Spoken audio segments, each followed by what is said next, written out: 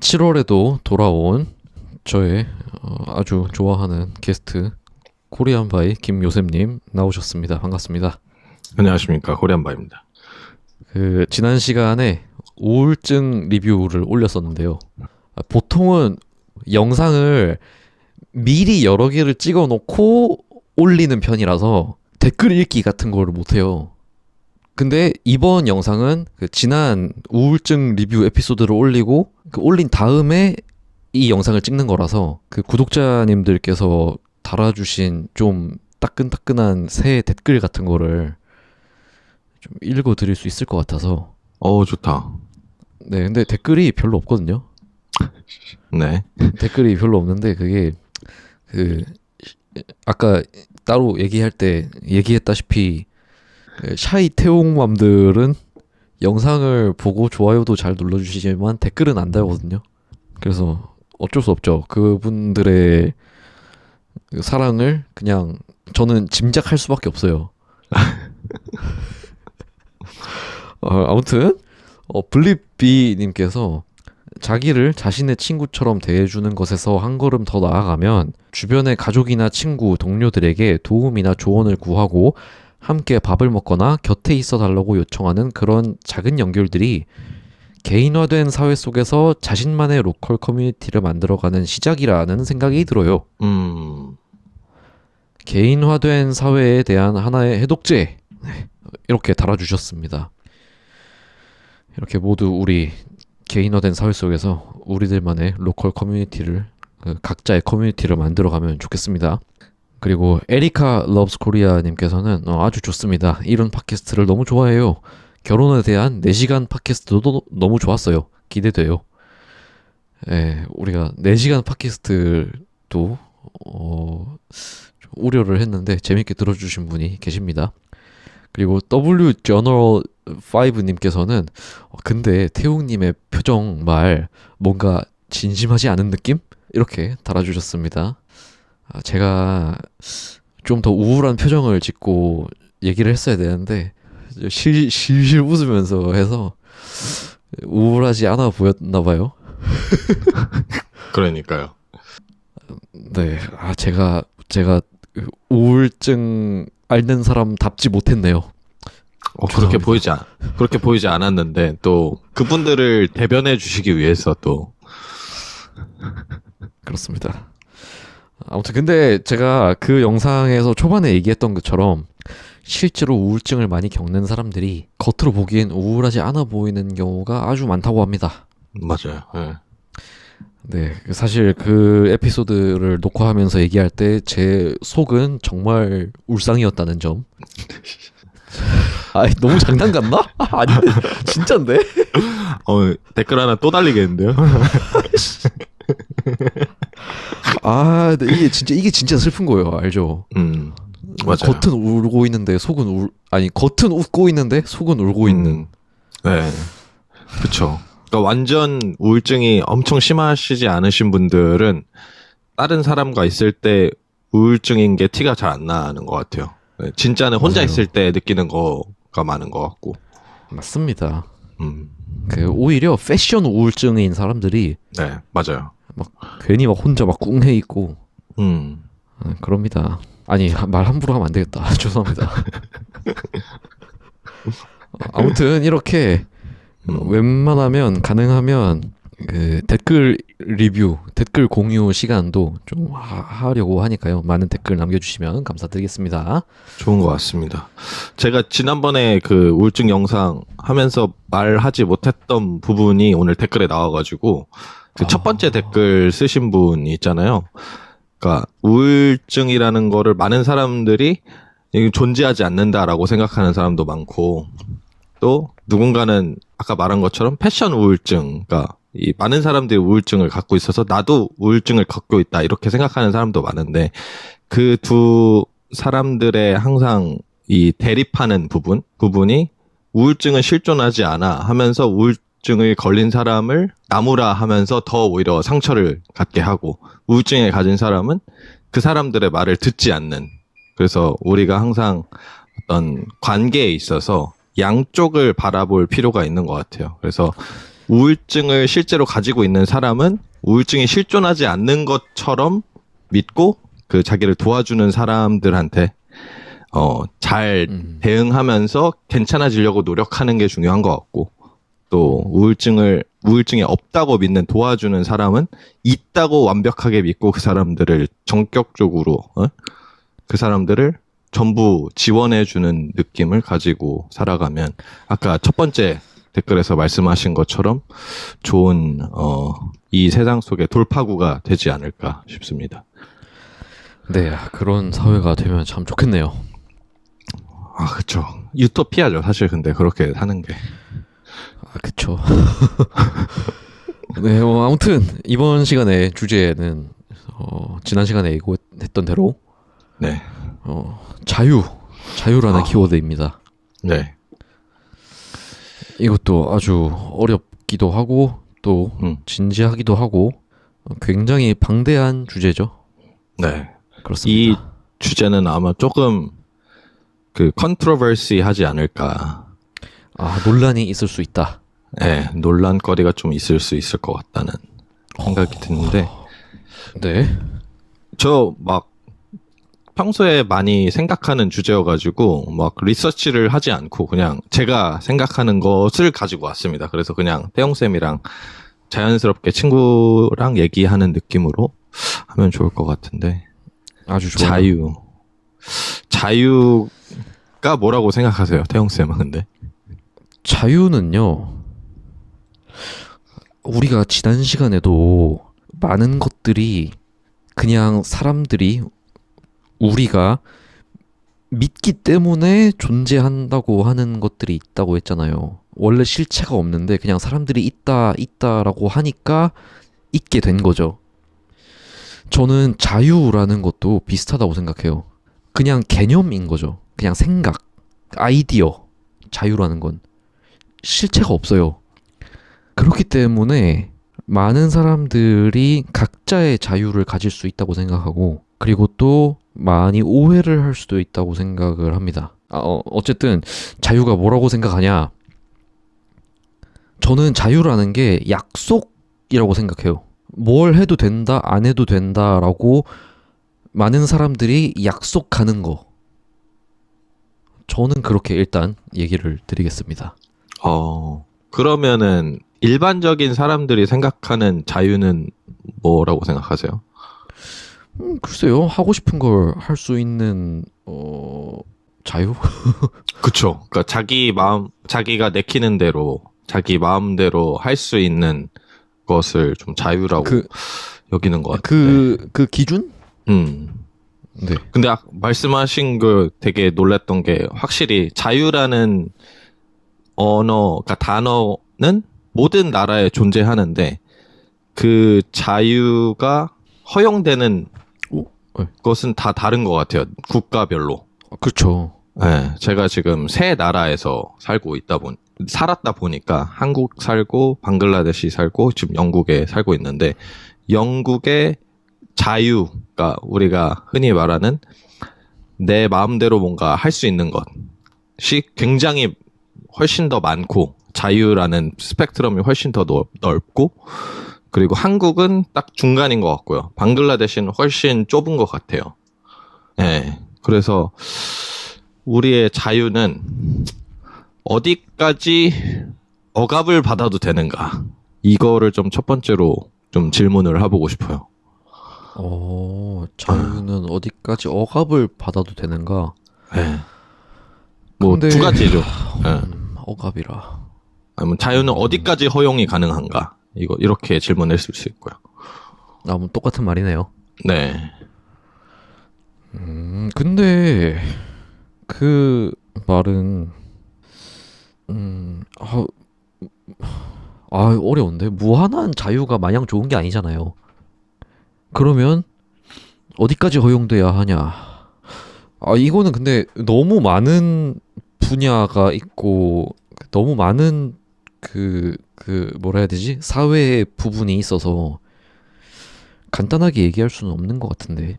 그럼 조금 저희가 narrow down 해서, 뭐라 그러죠? narrow down을 좁혀서?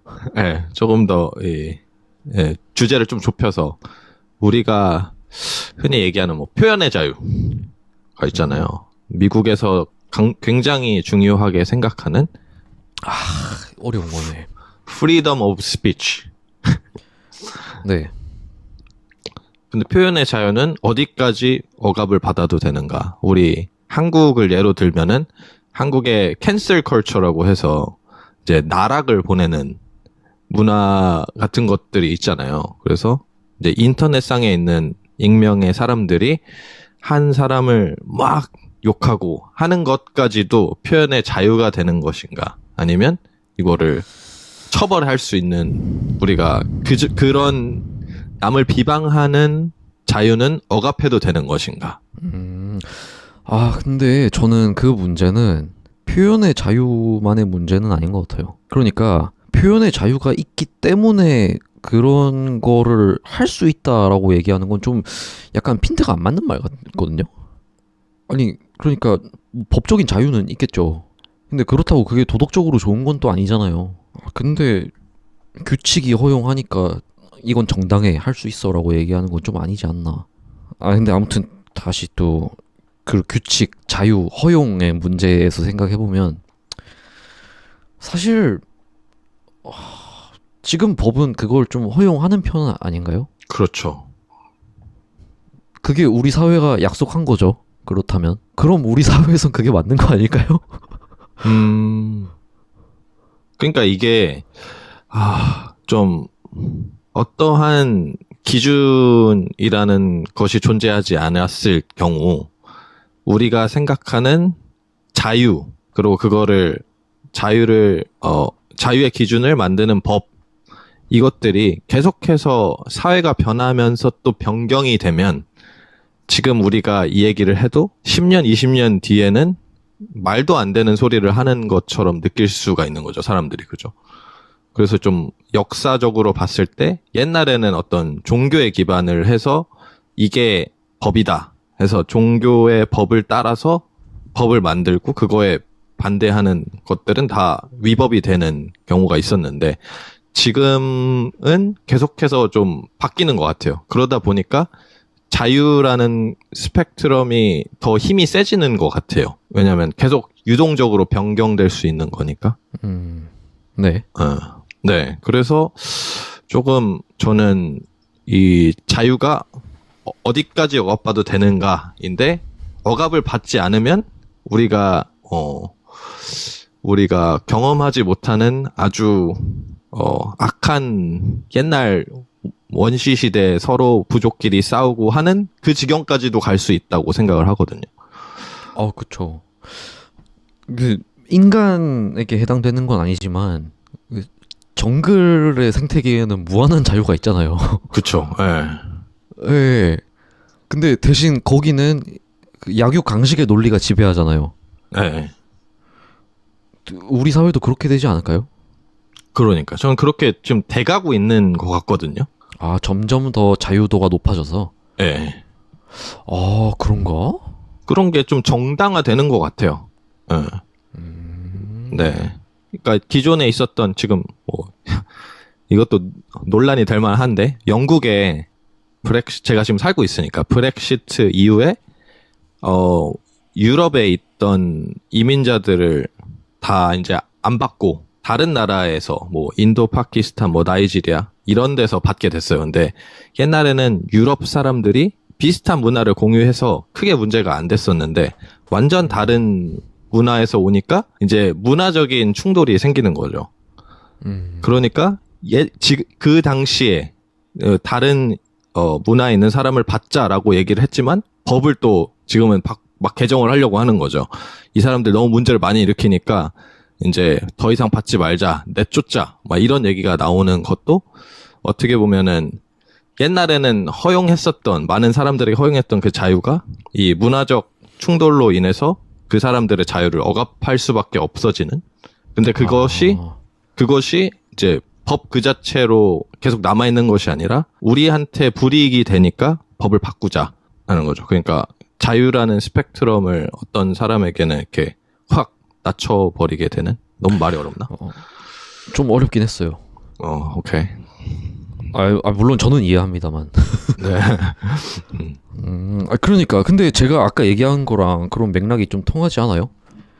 자유라는 건 그냥 사람들의 약속이기 때문에 누군가한테는 낮게 적용될 수도 있는 거고 누군가한테는 아주 많아질 수도 있는 거죠. 네. 음, 그래서 저는 자유와 아까 말씀하신 누군가에게는 높고 누군가에게는 낮다라는 게 또 인권으로 가면 차별이 될 수가 있잖아요. 그쵸. 그래서 자유와 인권이 굉장히 밀접한 관계를 가지고 있다고 생각을 합니다. 맞습니다. 사실 근데 저는 같은 맥락에서 인권도 인권도 실체가 없는 그냥 그 아이디어라고 생각하거든요. 그 동물권 같은 거죠. 동물권. 동물권. 네. 동물권도 옛날에는 없었잖아요. 근데 사람들이 있다고 약속하고 계속 막 얘기를 하니까 있는 게 되잖아요. 근데 그런 것처럼 옛날에는 인권도 없었잖아요. 예. 그러니까 이게 관념, 아이디어, 이 생각이 이게 참 가변적이다. 변할 수 있다. 맞아요. 저는 근데 항상 계속 그 생각이 드네요. 지금 이 얘기를 하면서. 근데 저는 확실히 느끼는 거는 두 가지 인권과 자유가 이제 상관관계가 있다고 생각이 들거든요. 그래서 인권이 높은 나라는 상대적으로 자유가 높은 것 같아요. 인권이 낮은 나라는 상대적으로 자유를 더 많이 억압하는 것 같아요. 그게 또 다른 부분을 들여다보면 아닌 경우도 있겠죠? 예를 들어서 경제적인 부분을 볼 때, 시장을 볼 때, 이 자본가, 그 부르주아지, 이런 뭐 아니면 공장주 이런 사람들 입장에서 보면 그 잘 사는 나라에서는 그 어린아이들을 일을 시킬 자유가 없잖아요. 근데 좀 법이 없고 못 사는 나라 이렇게 얘기하면 안 되나? 좀 말도 그런 상고. 나라, 그런 예. 나라나 아니면 과거에 그 우리나라도 옛날에 뭐 영국도 아주 옛날에는 그 어린아이들을 공장에서 일을 하게 할 자유가 있었잖아요. 근데 그건 또 반대로 보면 또 자유가 없는 거죠. 그 좋은 나라에서. 일하지. 그쵸. 인권이 그래서, 그러네요. 그런 게 또 있잖아요. 그렇죠. 허를 찔린 표정이군요. 허가 찔렸습니다, 지금. 그러니까 이게 상대적인 것 같아요. 그러네요. 그리고 만약에 뭐 내가 나보다 약한 사람들을 패고 다니면서 희열을 느끼는 사람이다. 그러면 좋은 나라에서는 더 이상 남을 팰 자유가 없어지는 거죠. 그쵸, 예. 근데 이것도 다 얘기해보고 싶었던 것 중에 하나가, 네. 우리가 그 종교의 자유를 얘기를 하잖아요. 그래서 모든 종교는 이제, respect, 존중받아야 한다. 그런데 아까 태용쌤이 말한 것처럼 어떤 종교는 뭐 어린아이를 신에게 바쳐야 된다. 이런 종교가 있다고 쳐봅시다. 그러면 네. 우리는 이 종교가 하는 행위 자체를 종교 의식으로 받아줘야 할지, 아니면 우리가 그 인권에 있어서 어린아이의 생명이 보존받아야 된다고 해서 이 종교를 억압해야 되는 건지, 이것도 이제 자유의 어떤 토론 중에서 좀 있을 만한 거라고 생각해서 어떻게 생각하시나요? 그러니까 그거는 철저히 지금 한국인인 우리들의 입장에서 생각할 때이고, 저는 딱 그 질문은 아닌데 비슷한 고민을 스스로 한 적이 있거든요. 제가 전에 했던 생각은 뭐냐면 종교의 자유는 필요하다고 생각해요. 근데 만약에 그러니까 우리 한국인의 입장에서 막 다른 종교의 자유를 허용하지 않는 종교는 없잖아요, 사실. 네. 현실적으로 봤을 때 뭐 한국에 뭐 교회 기독교, 성당 가톨릭, 뭐 불교, 절 이렇게 뭐 있잖아요. 대표적으로. 근데 이들 아무도 절 다니면 지옥 갑니다. 뭐 이런 얘기를 할 수 있는 교회들은 있긴 있지만, 근데 정말 작정하고 불교는 금지해야 돼. 막 이러진 않잖아요. 근데 만약에 한국에 다른 종교는 다 틀렸고 모든 사람들이 우리 종교를 믿어야 해라고 생각하는 종교가 들어온다면 그 종교는 허용하지 않아야 된다고 생각하거든요. 그 대원칙, 모든 종교를 존중해야 된다라는 대원칙을 그 대원칙에 맞서는 거잖아요. 그러면 문제가 있는 거죠. 거기서 이제 딜레마가 생기는 거고, 모든 종교를 허용해서 이 종교를 받아들였더니 이 종교는 다른 종교를 다 허용하면 안 된대. 그러면 모순이 생기잖아요. 이제 그럴 때는 아무래도 현실의 우리 사람들을 생각해야 하지 않을까 생각을 합니다. 그러니까 그게 제가 이제 얼마 전에 팟캐스트 진행한 분이 여행 유튜버 하시는 분인데, 그분이 말씀하신 것 중에 한국이 가장 종교의 영향을 받지 않는 나라래요. 그러니까 삶이나 이런 것들이 그냥 너무나도 자연스럽게 타 종교인과도 결혼을 하고, 그리고 다른 종교 사람들이랑 너무나도 자유롭게 그냥 한국인으로서 지내고 하는 것들이 한국이 가장 크다, 가장 자유롭다, 이렇게 얘기를 하는데, 그러니까 한국은 제가 생각하기엔 종교 위에 한국의 법이 있어요. 그래서 한국의 법을 종교가 만약에 어기면 그거에 대해서 무조건 퍼니쉬를 받는 거죠. 벌을 받는 거죠. 그런데 만약에 어떤 종교가 우리의 법은 나라에 있지 않고 우리 종교가 더 위에 있어 라고 얘기하는 종교가 실제로 있어요. 네, 그래서 사실 지금 영국에서도 좀 문제가 많은 거라고 생각을 하고, 이제 이슬람에서는 나라의 법보다 이제 그 이슬람이라는 종교의 법을 가장 중요하게 생각하기 때문에 나라의 법보다는 그 자신들이 믿는 종교의 법을 따르려고 하는 것들이 많거든요. 이럴 때 표현의 자유나 뭐 종교의 자유, 이거를 억압했을 때 이게 과연 정당한 것인가? 정당한 것인가?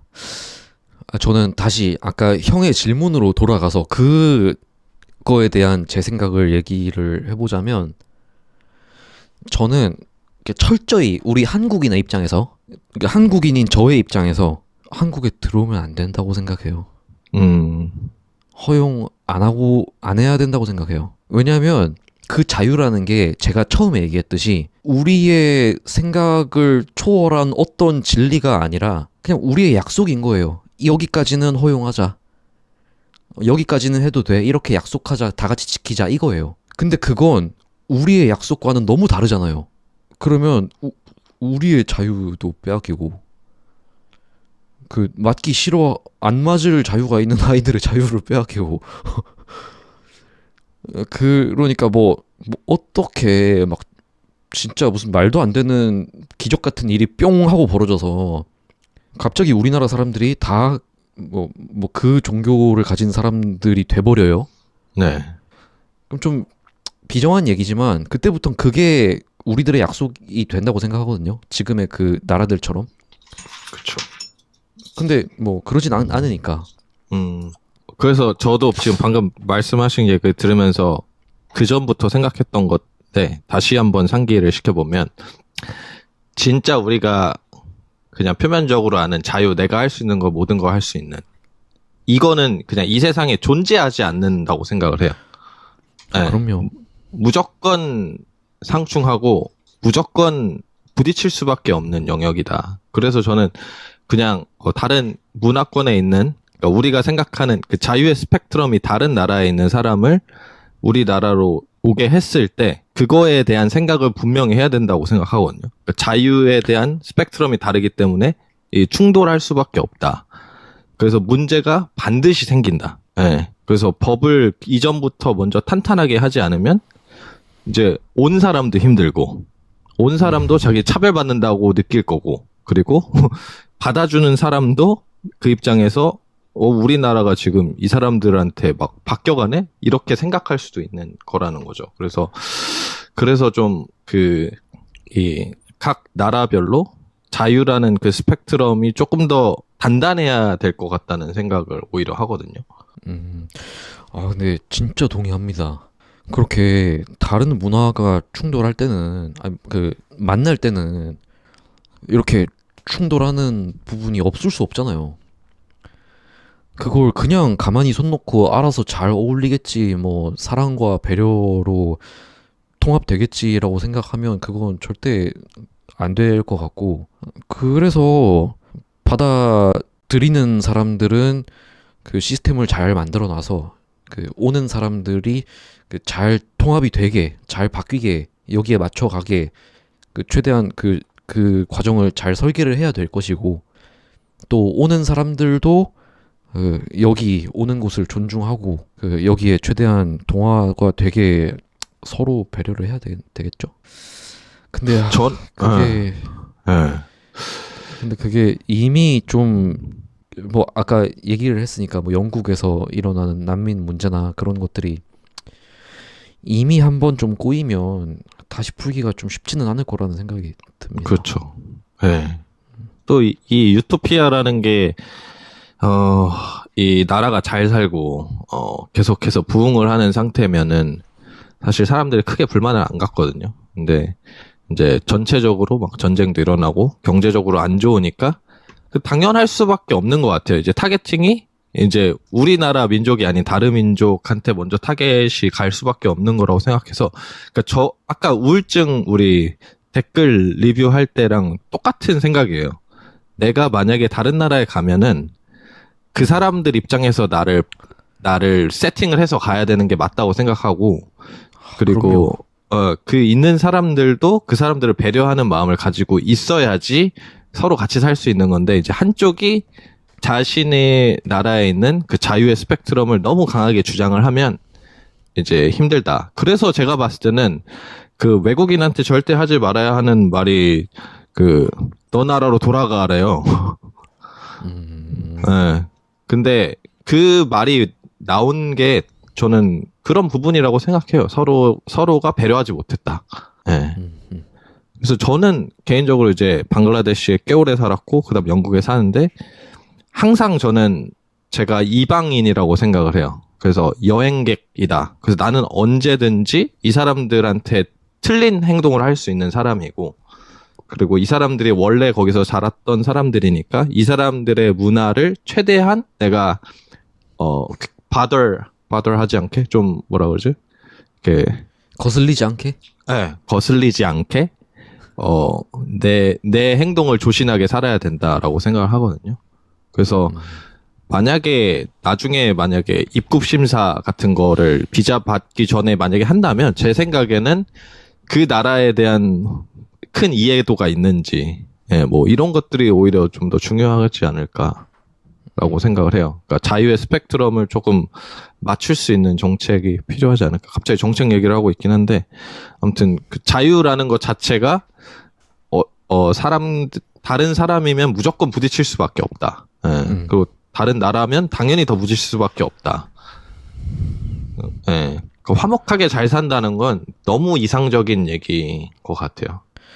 그러니까 그것도 관념이에요. 그것도 다 현실을 몰라서 그래. 번외로 오토바이를 타고 다니는 사람한테 헬멧을 안 쓰면 벌금을 부여하잖아요. 근데 좋은 주제인데요?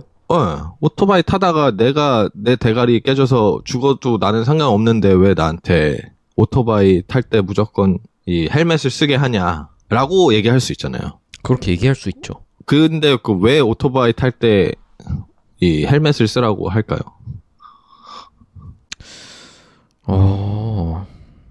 그건 참 여러 관점에서 얘기를 할 수 있을 것 같은데, 쓰고 안 쓰고가 자유라고 해도 일단 쓰는 게 더 좋잖아요. 많은 사람이 쓸수록 좋잖아요. 그러면은 사고가 나도 살 수 있는 사람들이 더 많아질 것이고, 그러면 사회적인 관점에서는 이걸 법으로라도 쓰게 하는 게 더 좋겠죠. 그리고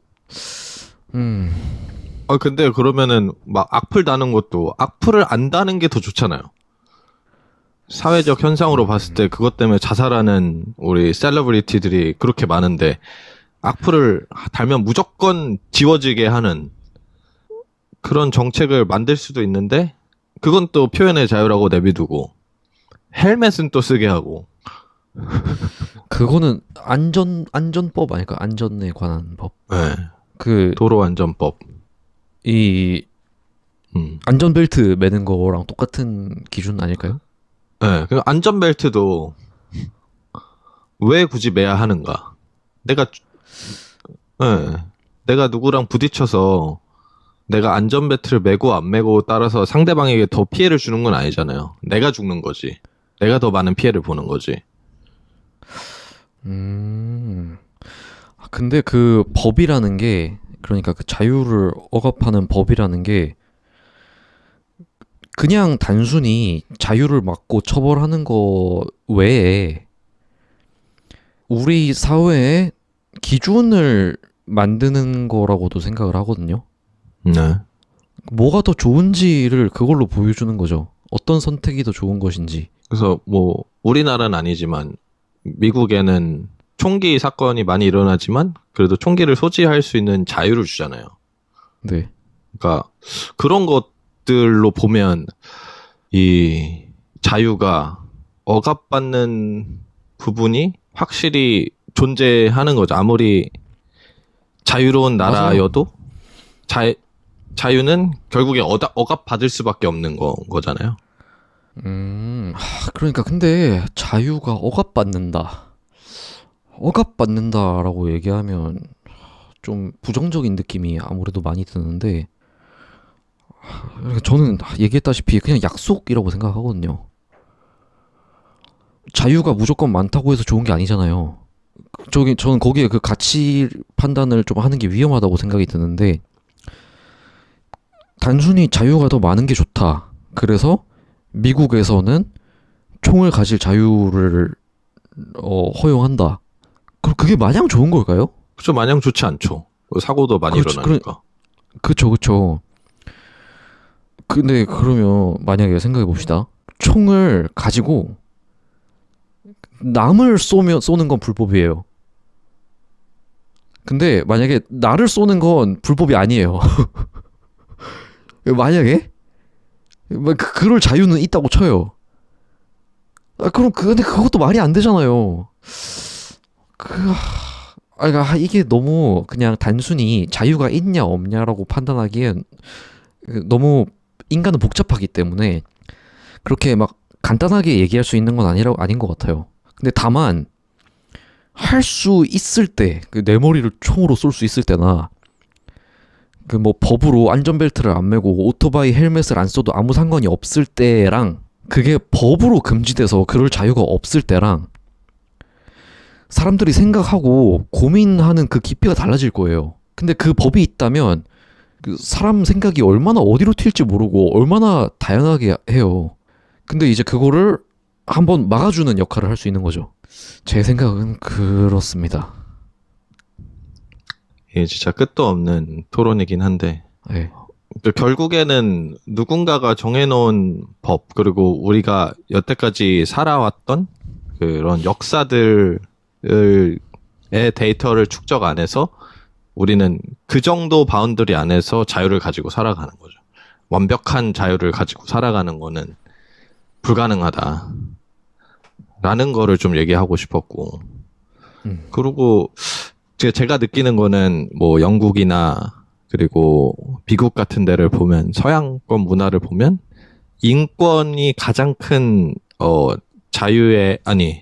법에 많은 영향을 미치는 것 같아요. 그래서 우리가 흔히 얘기하는 법 같은 것들이 인권에 맞춰서 많이 만들어져 있는 것 같고, 다른 곳들은 이제 특히 개발도상국들은 종교에 훨씬 더 영향을 많이 받는 것 같아요. 그리고 종교, 그리고 트래디션, 전통. 것들에 계속 이렇게 받는 것 같은데, 예를 들면 뭐 방글라데시에는 조혼이 불법이지만 지금은 불법이 됐지만 조혼? 네, 그러니까 어린 아이와 결혼하는 것이 불법이지만 현재도 너무 시골에서 많이 일어나고 있고 근데 이거를 한 뭐 NGO나 이런 단체에서 인권 단체에서 이거 안 된다 이렇게 했는데 그 사람들도 조언을 하는 이유가 뭐 종교적 이유도 있겠지만 사회적 배경이 있다고 얘기를 해요. 그래서 이제 여자의 인권이 그 나라에서는 나중에 뭐 대학교를 가고 뭐 이래도 일할 수 있는 게 없으니까 어렸을 때부터 빨리 그냥 결혼을 시키는 게 이제 시골에 있는 아버지 입장에서 최대한 그 비용을 줄일 수 있는 거라고 생각을 해서 조언을 시키는 거거든요. 오히려 돈을 주고 다른 남자한테 결혼을 시켜요. 네. 그러니까 좀 이거를 왜 얘기했냐면 우리가 지금 흔히 아는 잘 살고 있는 나라, 뭐 한국이나 뭐 미국, 영국 이런 데는 그 모든 시기를 다 지나와서 인권이란 것도 같이 이렇게 올라와서 자유라는 스펙트럼을 이렇게 천천히 올렸는데 이제 이게 글로벌화가 되면서 우리가 갑자기 딱 뭐 제가 방글라데시 살았으니까 방글라데시 시골을 딱 봤을 때 와 이거 너무 미개하다 어떻게 이 뭐 12살 애랑 결혼을 해 하면서 이거를 갑자기 안 된다 시키면 안 된다는 거죠. 우리 한국도 옛날에 저희 할머니 세대만 해도 전화 통화하고 그냥 결혼하셨다고 했거든요. 그러니까 그런 시대를 밝게 해줘야 되는 것 같아요. 다른 나라에게도. 그래서 지금 말하고 싶은 거는 자유의 스펙트럼이 넓어지거나 하는 인권이 향상되는 시간 또 각 나라마다 이 성장하는 속도가 다르다. 그래서 조금 더 지금 이렇게 얘기하는 거는 타 나라를 조금 더 이제 뭐라죠? 이해할 수 있게 만드는 트릭이라고 생각을 해요. 저는 그 시기를 겪게 하자는 표현보다는 그거보다는 그러니까 딱 하나의 그 좀 안 좋은 문화만 보고 거기에 그것만을 해결하기 위해 강제 자유 주입을 하는 것보다는 그쵸. 예. 그 사회 전체를 보고 접근해야 된다. 예. 그 말이잖아요. 예, 그쵸. 또 이제 그렇게 할 수밖에 없었던 이유들을 이해하려고 하는 게 필요한 거죠. 너무 보편적으로 우리가 그냥 이건 인권에 침해하는 행동이야. 무조건 하게 하면 안 돼. 라고 이렇게 바로 들이대면 이제 부작용이 또 생길 수 있는 부분이니까. 그러니까 예, 자유라는 것도 우리가 경제 성장하듯이 성장을 하는 것 같아요. 예. 맞아요. 그러니까 자유라는 개념이 그냥 사회의 약속인 거죠. 그래서 사회가 발전하면서 그 자유의 약속의 수준도 발전하는 거고 저는 그 생각이 듭니다. 근데 그 유튜브 광고에는 그딴 거 없잖아요. 그 유튜브에 나오는 그 국제기구 그 후원해주세요의 그 광고에는 그런 거 없고 그냥 뭐 몇 살 누구는 뭐 이 나이에 뭘 합니다. 이 친구를 도와주기 위해 여기로 돈을 주세요. 이렇게 하지 않습니까? 그쵸. 그게 다 감정을 건드려야 되는데 그 감정을 건드리기 위해서는 또 그 나라의 아까 말한 세팅된 자유에서 이게 그 자유를 못 받는 사람들처럼 소개를 해야 되니까. 그죠. 그렇네요. 참. 네.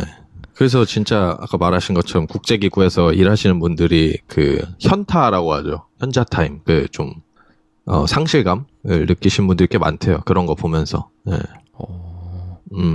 특히 이제 그 아까 말씀하신 영상팀 하시는 분들 있잖아요.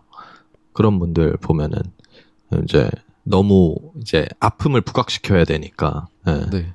예, 그 사람들을 도우려고 하면서도 또 자기가 생각하는 도덕적인 것들에 위배되는 것들을 또 좀 한다. 이렇게 또 얘기를 하고. 또 어떤 애들은 그냥 자기는 불행하다고 생각하지 않는데 불행한 애로 만들어버리는 거죠. 그러니까. 그쵸. 참. 이건 또 뭐, 근데 다른 주제이기 때문에. 맞아요. 예. 다시 자유로 돌아와서 아, 근데 이거 얘기했는데도 한 50분 정도가 됐네요. 네. 아유, 시간 빠르다. 그렇죠.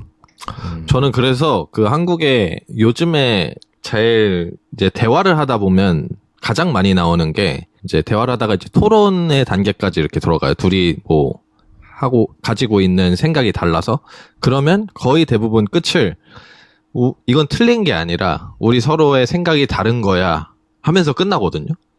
그래서 저는 이게 이 우리의 한국계도 자유의 스펙트럼이 너무 늘어났는데 오히려 그러다 보니까 실질적으로 이제 본질적인 것들을 자꾸 잃어버리게 된다. 그래서 그 자유의 스펙트럼이 아까 말했지만 너무 넓어지면 이게 인간한테 그렇게 좋지 않은 결과로 돌아올 수가 있거든요.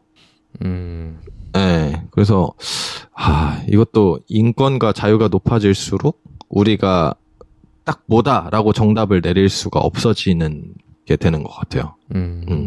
저는 그런 얘기를 좀 싫어하는 편이거든요. 어떤 얘기요? 아, 뭐, 이건 생각이 다른 거야? 이런 거요? 네, 명백히 뭐 틀린 건데 그냥 나는 이렇게 생각할 수 있지 이렇게 하는 거. 이것도 좀 얘기하고 싶었다. 이게 우리 세계사를 보면 옛날에는 종교가 모든 이 법의 근간이었고 이 뼈대였고 근데 이 종교가 뭐 십자군 전쟁 이런 거를 마치면서 종교는 답이 없다 이렇게 됐다가 그러면 이제 인간이 가지고 있는 이성으로 우리는 피스 평화를 만들 수 있다 했는데 세계 2차 대전이 터진 거죠. 그래서 이제 이성도 아니다. 그래서 지금 시대는 감성의 시대라고 해요. 그래서 그냥 내가 느끼는 것이 맞다고 생각하는 경향이 많아지는 시대라고 하더라고요. 네. 포스트 모더니즘 시대라고 해서 지금 현재 시대가 좀 그런 시대라고 하더라고요. 네. 그래요? 네. 그래서 더 저는 또 갈등이 있는 게 아닐까. 이제 개발도상국들은 세계 대전이 있기 전에 종교가 근간인 것을 채택하고 있고 우리는 그 세계 2차 대전까지 치르고 이성도 실패하고 종교도 실패하고 이제 우리는 감성이다. 감정이 중요하다. 내가 느끼는 것이 중요하다라고 생각하는 사람과 사실 대화가 잘 안 되겠죠. 저는 그래서 이제 서양 사람들이 그 종교 이탈률이 높다고 생각하거든요. 그 사람들은 이미 다 전쟁을 통해서 겪었으니까. 아니 사실 이 부분은 저한테는 진짜 어렵게 들리거든요. 그래요? 그러면 어렵겠는데. 네. 근데 또 들으면서 드는 생각은 그러면 우리나라는 좀 사정이 다를 수도 있겠네요. 다른 부분이 많을 것 같은데. 왜냐면 우리나라의 역사는 뭐 십자군 전쟁이니 뭐 종교니 이런 게 사실 크지 않잖아요. 네. 오히려 우리나라의 사회적인 그 시대 의식과 정체성에 종교는 그렇게 큰 영향을 끼치지 않은 것 같은데. 그럴 수가 있죠. 네.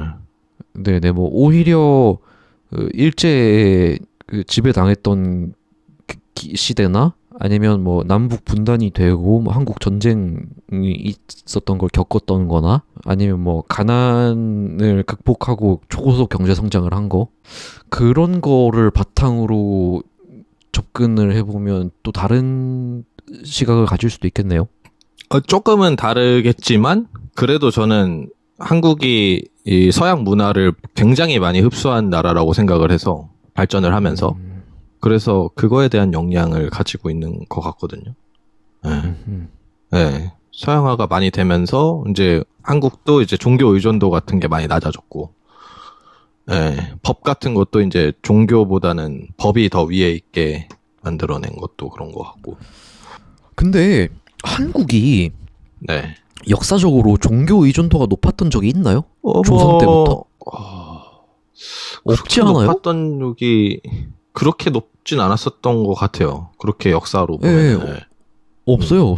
오히려 유교 탈레반이라고 하면 안 되나? 유교가 가장 컸었죠. 맞아, 유교. 예, 유교. 그 꼰대. 유교도 만약에 우리가 종교라고 친다면, 굉장히 많은 영향을 준 거죠, 한국에. 지금도 영향을 주고 있으니까. 근데 그 뿌리가 다르잖아요. 그 코어가. 종교는 인간을 초월한 신이 중심이라면 유교는 공동체 그 자체잖아요. 그러니까 내가 신이 될 수 있는 거죠. 그쵸. 근데 결과적으로 본질적인 거는 이제 우리가 아까 말했던 법이라는 것이 자유의 스펙트럼을 정하는데 그 법이 이제 유교의 영향을 많이 받았을 것이다라고 생각은 할 수 있겠죠. 근데 그렇게 치면은 좋은 거 아닌가? 뭐 유교 탈레반이라고 계속 모르겠다. 유교 원리주의적인 법에서 실용적인 법으로 딱 이 실사구시 그렇죠. 이렇게 나가면 좋은 거 아니에요? 그렇게 계속 변경이 되고 있는 것 같아요. 저희 나라도 네. 한국도 굉장히 빠르게 서양화가 되고 있으니까 사실. 서양화가 근데 서양화 그런가?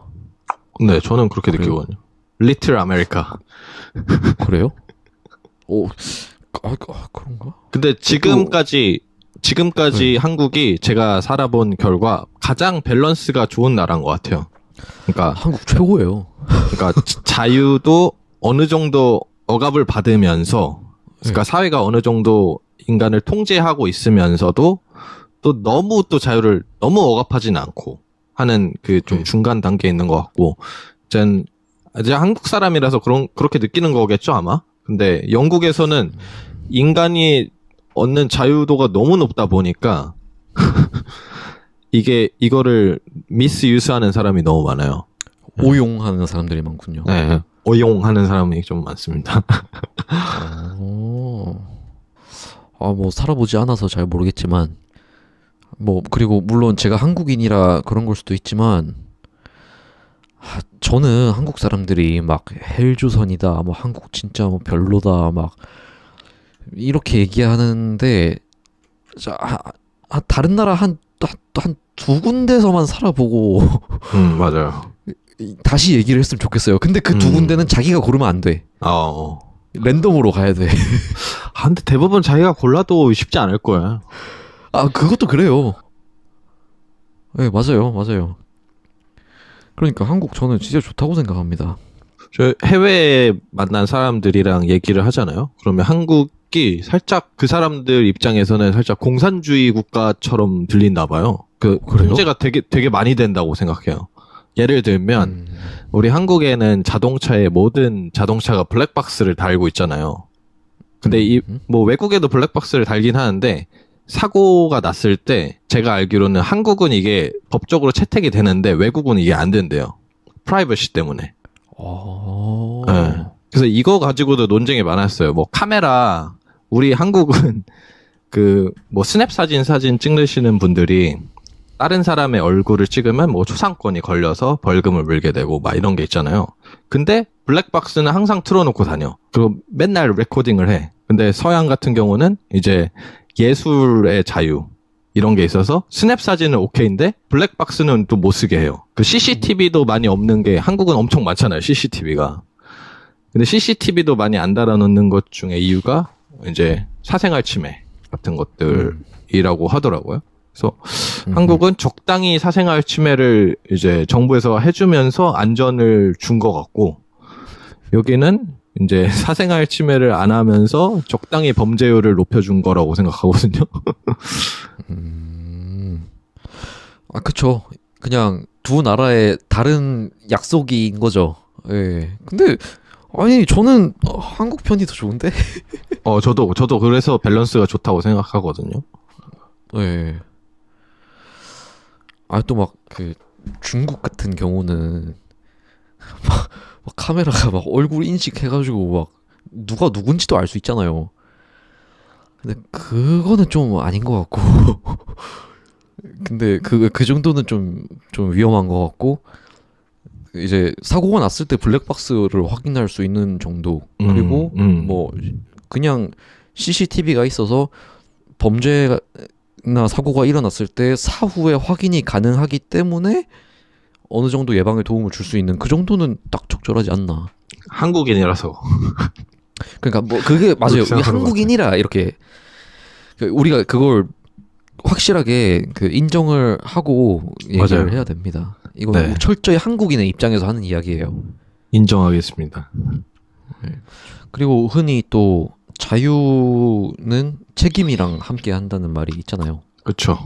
저는 그래서 한국에서 미성년자들이 술, 담배를 살 수 없잖아요. 그게 우리 사회가 이 미성년자들은 그 술, 담배를 책임 있게 소비할 그 능력이 안 된다고 생각하기 때문에 그거를 소비할 자유도 제한하는 게 아닌가 이런 생각을 했거든요. 그렇죠.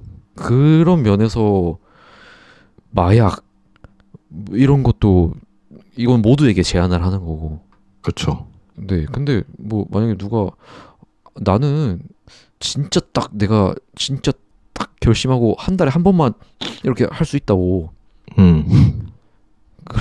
난 진짜 자신 있다. 이렇게 얘기하고 자유를 누린다고 얘기를 해도 그걸 받아들이지 못하는 거죠. 그렇죠. 예. 그렇죠, 그렇죠. 자유라는 게 법이라는 게 좀 다 많은 사람들을 위해서 소수가 희생을 해야 되는 건 맞는 것 같아요. 그건 어쩔 수 없겠죠. 네. 그래서 근데 또 마약 얘기가 나와서 그렇지만 어떤 나라들은 대마가 합법이고 또 어떤 나라들은 대마가 불법입니다. 요것도 진짜 그 외국에 살면서 정말 많은 얘기를 하거든요. 특히 또 무슬림 친구들은 술은 절대 마시지 않지만 가끔 대마를 해요. 그래서 오히려 우리나라 인식에는 술은 굉장히 괜찮다고 생각하잖아요. 다 마시니까. 근데 대마는 너무 나쁜 거 이렇게 생각하는데 걔네는 반대인 거예요. 대마는 어쩌다 한번 괜찮지만 술은 완전 나쁜 거. 그래서 이것도 완전 인식이 달라가지고 얘기를 하면서 되게 깜짝깜짝 놀라거든요. 와, 네. 진짜 사회가 다르네요. 다르죠. 그런 거를 보면서 한국 사람들을 보고 너네 뭐 공산주의 아니냐고. 잖아요. 왜냐면은 그 특히 근데 힙합 좋아하시지 않으세요? 힙합 아티스트들을 따로 좋아하지는 않는데 아무튼 근데 왜요? 뭐 미국이나 영국의 힙합 하시는 분들을 보면 그냥 뭐 대마 이런 거는 뭐 아무렇지도 않고 뭐 그들이 했던 옛날에 그 비행 청소년기에 했던 악행들 이런 거 다 그냥 가사에 막 다 적어 놓잖아요. 그쵸. 그래서 이제 그런 거를 듣는 아이들이 한국 래퍼가 이거 대마했다고 깜빵 간 얘기를 들으면 다 웃어요. 무슨 이게 힙합이냐, 네, 이제 그런 이제 차이들이 있는 거죠. 네, 관점의 차이들. 저는 무조건 반대한다는 주의예요. 그런 사람들을 친구로 옆에서 더 보고 했지만,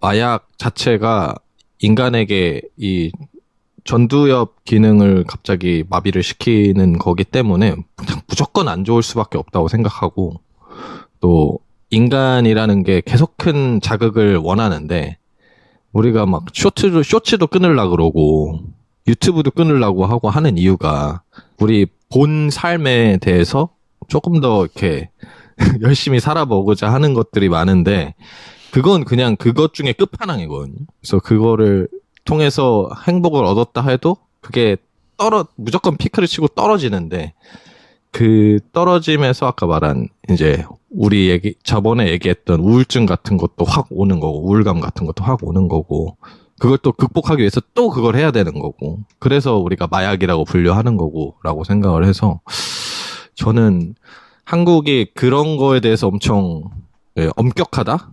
그게 저는 또 마음에 너무 들거든요. 그쵸. 마약에 엄격하고 뭐 총 그딴 거는 절대 허용할 수 없고 좋죠. 되게. 그래서 안전하지 않나, 한국이. 그쵸. 사실 한국만큼 안전한 나라가 많지 않잖아요. 네, 거의 없다고 봐도 되죠. 진짜 안전하죠. 그러니까요. 그래서 오히려 좀 어느 정도의 자유는 억압받아도 된다고 생각합니다. 이 두 한국인의 대화. 두 아시안 한국인들의 대화. 근데 저 이건 진짜 그 영국에 있는 친구들 뭐 다른 인종 친구들이랑 만나도 항상 똑같이 얘기를 해요. 나는 그냥 무조건 자유는 억압받아야 된다고 생각한다. 인간이 자유를 많이 가졌을 때가 유토피아인 적이 한 번도 없다. 아니 근데 너무 단어 선택이 좀 미스인 것 같아요. 억압한다고 할 게 아닌데. 자, 일부러 이제 부정적인 단어를 쓴 거죠. 일부러 좀 머리에 각인될 수 있도록. 네. 아니 그냥 그 사회의 약속이 필요하다. 그렇죠. 예. 네. 그렇죠. 억압. 근데 우리가 초반에 했던 그 악플 달 자유 그거는 얘기를 좀 더 할 수 있을 것 같은데. 내가 사실 저도 진짜 안 좋아하거든요. 그 인터넷 문화 자체를. 저는 어떤 생각까지 가끔은 하냐면 인터넷 실명제를 해야 한다. 근데 왜 그런 생각을 했냐? 물론 이거 진지하게 막 주장하는 건 아닙니다. 예, 그러니까 그냥 왜 그런 생각까지 하게 됐는지, 그냥 이런 아이디어가 떠오르게 됐는지를 얘기를 하자면, 내가 의견을 주고받는 상대방이 어떤 사람인지 절대 알 수가 없잖아요. 이 사람이 뭐 여자라고 얘기를 하는데 남자일 수도 있고, 그리고 만약에 제가 9살 꼬맹이에요. 근데 나도 9살 아이인데 나랑 친구하자라고 얘기를 하는데 이 사람이 그게 아닐 수도 있고, 이런 것들이 진짜 우리가 현실의 광장을 생각했을 때 그 광장에 수많은 사람들이 모여서 이야기를 하고 의견을 주고받고 뭐 싸우기도 하고 친구가 되고 한다는 걸 생각했을 때, 거기에는 진짜 그 사회의 규제, 그 법과 그리고 그 문화적인 그 선이 지켜지잖아요. 근데 인터넷은 사실 그게 없거든요. 그게 보장되지 않아요. 다들 있다고 착각을 하는 거지. 그래서 저는 댓글 같은 것도 되게, 그러니까 그 막 커뮤니티 댓글이나 좀 막 뭔가 논쟁이 벌어지고 있는 그런 곳에 막 댓글들을 되게 좀 그러니까 크게 받아들이지 않는데, 뭐냐면 그 사람이 그냥 막연하게 그 글만 읽을 때는 그 막연한 누군가가 얘기를 한다고 투영하니까 이 사람이 어떤 결함이 있고 어떤 문제가 있을 거라는 생각을 잘 안 하게 되거든요. 그냥 평균의 어떤 일반인, 평균의 어떤 정상인 사람, 그렇게 생각하고 이 사람이 하는 말을 받아들이잖아요. 근데 만약에 이 사람이 이거 말을 조심해서 해야 되겠는데, 만약에 되게 막 꼬리 말이 아니고 만약에 진짜 현실에서 보면 이러고 지나칠 것 같은 사람이라면 그 사람이 어떤 말을 하는지 그렇게 담아두지 않을 것 같은데, 근데 그게 없어지는 거죠. 이 현실의 제 인간 필터가 꺼지는 거죠.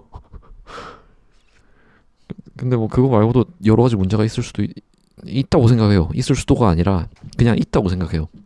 그렇죠. 있죠. 있으니까 그렇게 저는 이거를 배설한다고 표현하거든요. 그 악플을 하는 사람은 자기의 이것도 그냥 심리학적으로 그냥 자기의 인생이 나락일 때 다른 사람을 똑같은 자리에 끄집어 내려야 마음이 편해지는 그런 사람들이 이제 어떤 이제 악플을 달거든요. 어떤 비평이나 아니면 조언을 해주는 사람이 아니라 그냥 진짜 말 그대로 악플 쓰는 사람들은 그런 사람들이 대부분이에요. 그래서 제가 생각한 거는 인터넷 인터넷 나라에서는 댓글을 막 쓰잖아요. 이게 제가 생각하는 완벽한 인간에게 자유가 주어진 공간이라고 생각해요. 그러니까 이게 망가진 거야. 어쩔 수 없어. 인간은 쓰레기야. 핵심이에요, 핵심. 진짜 핵심이에요, 그게. 예. 그러니까 필요한 거죠. 자유의 억압이. 그런 사람을 억압해야죠. 거긴 사실 저도 동의합니다.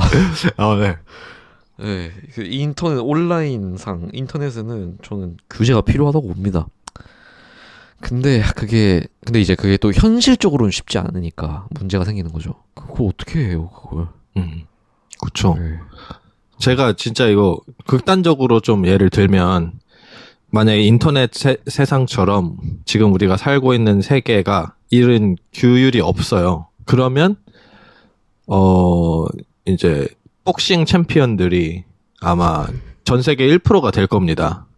그리고 우리 여러분들이 사랑하는 BTS 이런 분들은 아마 생존하기가 어려울 겁니다. 왜냐하면 약육강식이 될 테니까 힘이 센 사람이 살아남으니까 우리가 지금 누리고 있는 모든 예술, 문화 이런 것들이 다 자유를 억압했기 때문에 자유 안에서 그 안에서 그 제한된 자유 안에서 이게 생산이 되는 겁니다.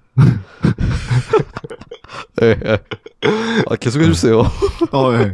그렇기 때문에 여러분, 이 자유에 대해서 너무 이렇게 막 얘기하다 보면 우리가 다시 그날로 돌아갈 수 있다는 거죠. 다 지금 모든 남자가 옛날처럼 사냥 잘하는 이런 몸들이 돼야 된다는 거지, 다. 싸움 잘하고. 얼마나 이게 낭비예요. 네? 우린 BTS도 봐야 되고, 그죠? 행복하지 않아요, 그런 세상은. 네, 그렇죠. 그렇네요. 제가 이거 관련해서 옛날에 팟캐스트 하나 본 게 있는데 래퍼 스윙스님이 나와서 한 얘기인데 그분이 미국에서 꽤 오래 사셨어요. 그래서 이제 미국 마인드를 가지고 한국에 이제 와서 사셨는데 미국의 그 표현의 자유를 너무 좋아했대요. 근데 요즘 들어서 보니 그 당시에 표현의 자유를 만든 사람은 지금 인터넷 세상을 생각하지 않고 고려하지 않고 만들었을 것이다. 그래서 지금은 제한이 돼야 된다고 생각한다. 이렇게 얘기를 하시는데 너무 와닿는 거예요. 와닿지 않아요? 그렇네요. 그때는 뭐 인터넷 이런 거 없었으니까 그냥 내가 집에서 대통령 욕도 하고 그럴 수 있지. 피해 안 가면. 근데 지금은 진짜 한 사람을 죽일 수도 있는 그런 무기로 발전했으니까 이제 제한될 필요가 있다. 사회가 바뀌었으니까. 그렇죠. 그렇네요. 네, 그래서 이 표현의 자유라는 이 미국의 엄청 큰 가치를 너무 또 굳이 고집하면 또 이제 부작용이 나올 수 있는 거죠. 사회는 진화했기 때문에. 참 근데 그게 참 돌고 도는 문제인데 만약에 그렇게 표현을 억압할 수 있는 수단이 주어지면 그건 또 그거대로 힘 있는 사람들의 그 대중 통제 수단이 되겠죠? 또 그렇게 되겠죠. 뭐 트럼프가 너 죽어 이렇게 그렇게 할 수도 있는 거잖아요. 너 깜방 가, 너 감옥 가 이렇게. 그쵸. 지금 뭐 사실 비슷한 거죠. 시아랍 이렇게. 지금 트럼프가 하고 있는 행동이 좀 비슷한 부분이 있지 않나? 근데 그렇죠. 그게 제가 생각하기엔 뭐 여러 가지 문제가 있겠지만 우리가 지금 트럼프만 되게 나쁜 사람으로 보는 게 많지만 사실 그 사람들이 그러니까 이민자들이 와서 문제 안 일으키고 미국에 기여하면서 사는 삶을 살았다면 이런 일이 없었겠죠. 그러니까 자유를 주어졌을 때 자유를 미스유스하지 않으면 그 자유는 그냥 법이 바뀌지 않으면서 살아가게 되는 거죠. 근데 이게 미스유스하게 되는 순간 법이 바뀌면서 또 거기서 또 미스유스할 수가 있게 되는 거니까 이 자유가 주어졌을 때 최대한 그거를 좋은 방향으로 사용을 해야 된다는 거죠. 복지 같은 것도 다 똑같다고 생각해요. 여기 복지 엄청 나거든요. 근데 복지를 미스유스하는 사람이 많아요. 그냥 애 한 명 낳으면은 뭐 아파트 주고 막 이러니까 그냥 아빠가 누군지도 몰라요. 싱글 맘으로 그냥 사는 거예요. 애 낳고. 그러면서 그냥 저 아파트 주니까 아파트에 살고. 얼마나 큰 미스유스입니까 이게. 진짜 그런 사람들을 도와주려고 만든 건데. 그러니까 이렇게 계속 미스유스가 많아지면 이 자유가 또 억압받는 거예요. 없어져. 이렇게 되는 거죠. 그럼 진짜 도움을 받는 사람도 그거에 대한 혜택을 누리지 못하고 지금 우리가 그런 것처럼 인터넷에서 마음대로 우리가 댓글을 쓸 수 있었는데 이제 그게 검열이 될 수가 있는 거죠. 나중 되면. 이렇게 코리안 바의 요셉 김님의 생각이셨습니다. 네, 저의 생각이고요. 네, 저는 언제나 법이란 것은 이 모질하고 나쁜 놈들 때문에 만들어진 거라고 생각해요. 우리가 언제 살아가면서 법이라는 것을 생각하면서 삽니까? 이거 법에 위반된 거 이렇게 생각하면서 거의 안 살아요. 그냥 보통인 도덕적인 제대로 된 교육을 받은 사람은 법이 어떻고 이런 생각을 잘 안 하면서 그냥 잘 지키면서 살아갑니다. 근데 그 소수의 몇 명 때문에 우리가 자기 전에 집 문고리를 잠고 자는 거랑 똑같은 거예요. 이 소수의 사람들 때문에. 아이씨. 진정하세요. 저의 생각일 뿐입니다. 예. 오. 아무튼 열이 받았습니다. 그렇죠. 또 맞아요. 또 최근에 좀 고초를 겪으신 것도 있고 해서 좀 어려운 일도 겪었으니까. 그렇죠. 방글라데시를 너무 사랑하는데 이 방글라데시 학생 비자로 영국에 오신 분들이 이제 불법 이민자로 바뀌신 분들이 너무 많아서 이제 영국에서 방글라데시 대학생들을 안 받게 됐어요. 진짜요? 네. 그러니까 이게 얼마나 가슴 아픈 일입니까? 내가 방글라데시를 사랑하니까 오히려 그 소수의 이 불법 이민자로 바뀐 사람들을 뭐라고 할 수 있는 거 아닐까요? 네. 근데 요셉 형이 아까 얘기한 그 얘기가 진짜 많은 데서 벌어지고 있는 것 같아요. 예. 제 방글라데시 모임 그 친구들 중에 한 명이 자기 이전에 직장 다닐 때 그 이야기를 좀 해줬었는데 자기 부서에 어떤 다른 직원이 그 회사가 좀 복지가 좀 잘 돼 있어서 좀 근무 시간도 좀 유연하고 그리고 회사 건물에 수면실 같은 게 있어서 일을 하다가 너무 피곤한 사람들은 거기서 잠깐 쉬고 올 수도 있는 그런 회사였다고 하더라고요. 근데 그 회사의 그 어떤 직원이 일은 열심히 안 하는데 막 계속 막 수면실 가서 자고 막 그러는 거예요. 막 그 근무 시간 되게 얌체같이 막 해서 편하게만 하고 그러면은 피해는 다른 직원들이 보게 되고 근데 그 얘기 들으면서 또 똑같은 생각을 했거든요. 저도 형이랑 회사 차원에서는 좋은 의도를 가지고 배려를 해주고 어떻게 해줬는데 잘 해줬는데 그거를 악용하는 소수의 사람들이 그렇게 생기면 어쩌겠어요. 그걸 멈추는 수밖에 없지. 근데 그게 영국의 방글라데시 유학생 차원에서 일어난 거네요. 그러면 근데 그게 무슨 민폐입니까? 그렇죠. 그래서 제가 아까도 얘기했지만 저는 나라를 여기저기서 오래 살아서 항상 가지고 있는 생각은 내가 다른 나라에 갔을 때 내가 내 나라의 국가대표라고 생각하고 살아야 돼요. 맞아요. 네, 그 사람들이 나를 볼 때 내 나라를 본다라고 생각을 하고 행동도 내 나라에 있을 때보다 훨씬 조심해야 되고 그 사람들을 훨씬 존중해야 되고 그 문화를 훨씬 존중하며 살아야 된다고 생각합니다. 근데 저는 그래 까먹은 얘기가 하나 있는데 아까 그 회사 이야기를 제가 들을 때 또 들었던 생각이 뭐냐면 그런 비슷한 문제들이 도처에서 일어나는데 그 악용하는 사람들만의 문제는 아닐 수도 있다는 생각을 했어요. 왜냐면 주위의 사람들이 뭐라고 해야 됩니다. 제 생각엔 그래요. 왜냐면 그 소수의 사람들이 그 혜택을 악용하기 때문에 그 악용 안 하는 사람들의 자유가 뺏길 수도 있는 거잖아요. 그러면 또 그 사람들은 악용은 안 하지만 그 자신들의 권리를 지키기 위해 뭔가를 해야 된다고 생각이 들었어요. 그게 자유와 혜택이 그냥 가만히 앉아 있는다고 해서 생기고 유지되는 게 아니잖아요, 사실. 특히나 자유라는 건 진짜 그걸 얻기 위해 수많은 사람들이 피를 흘리고 죽기까지 하잖아요. 그러면 그 다음에 지키는 거는 그 가만히 있나요? 그걸 지키는 것도 그만큼의 액션을 취해야겠죠.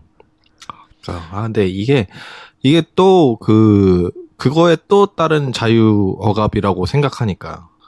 그러니까 예를 들면 누워 계신 수면실에 가시는 분도 아니 회사에서 수면실 만들어 놨는데 내가 가서 쉬겠다는데 왜 뭐라 합니까? 라고 할 수 있는 거잖아요. 예를 들면 여기서도 그래요. 제가 보기에는 이런 말 해도 될지 모르겠지만